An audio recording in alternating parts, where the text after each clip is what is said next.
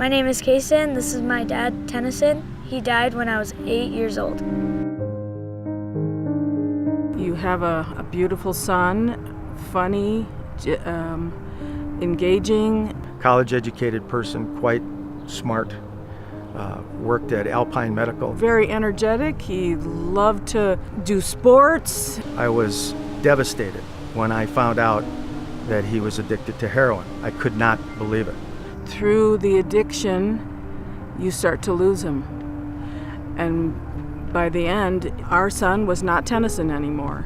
He was heroin. It hijacks their brain. It makes them do things they would never consider doing when they are well.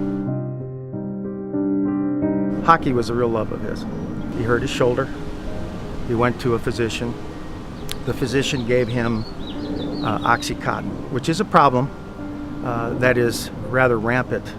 He became addicted for 10 years. He suffered with that addiction quietly most of the time. We did not know about it until the last 2 years of his life. I felt helpless, and it was difficult to deal with it, and our whole family had anger because we didn't understand what was going on. We were told he was well enough to come home and complete his recovery outside of the treatment center, and he was dead in 4 days. After 60 days, he had come out of the residential treatment center, and he felt really good. We did not realize that he was already starting to use again.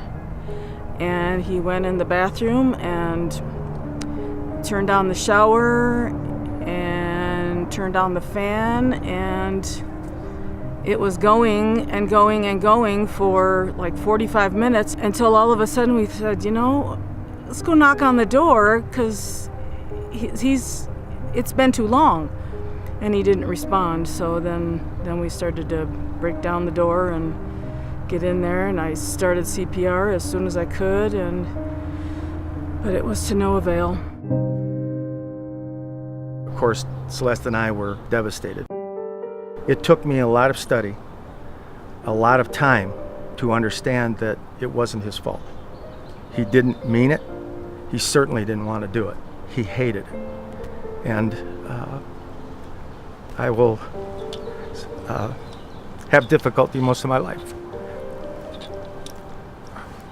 forgiving myself for that. We've lost a son. My grandson's lost a father. There is a huge hole, and you never get over it. I miss being able to hang out with him and play video games. He taught me how to skate by I would stand in front of him and he would just kind of push me. He will always have to remember his father through things like a tree house that he built for him, or a trip to Minocqua, Wisconsin, where they boated a lot and fished a lot. He has those memories, but he will still grow up without his father. It has completely changed how we live. We now live a life of regret, and that's a difficult life to live. The life of regret means that I have to try to do all we can to try to help other people not suffer and not die from this disease. You still have the guilt and the what should I have done, what could I have done, it just never leaves you. It's a terrible thing to know that this is a disease which is preventable. It doesn't discriminate. You can be rich, poor, have a lovely family, no family. It doesn't care. We just have to stop thinking of this as something that is a social or cultural failure. It's not. It's a disease. An important part of the summit will be the Mark Wahlberg Youth Foundation's Youth Summit. Celeste and I will be participating in it. It's an important event to help your children understand the importance of taking care of themselves, of understanding what doctors are talking to them about, and not doing anything they don't think is going to be good for them. And it's going to take everybody's thoughts about how to do this. Let's solve this issue. Let's stop the dying.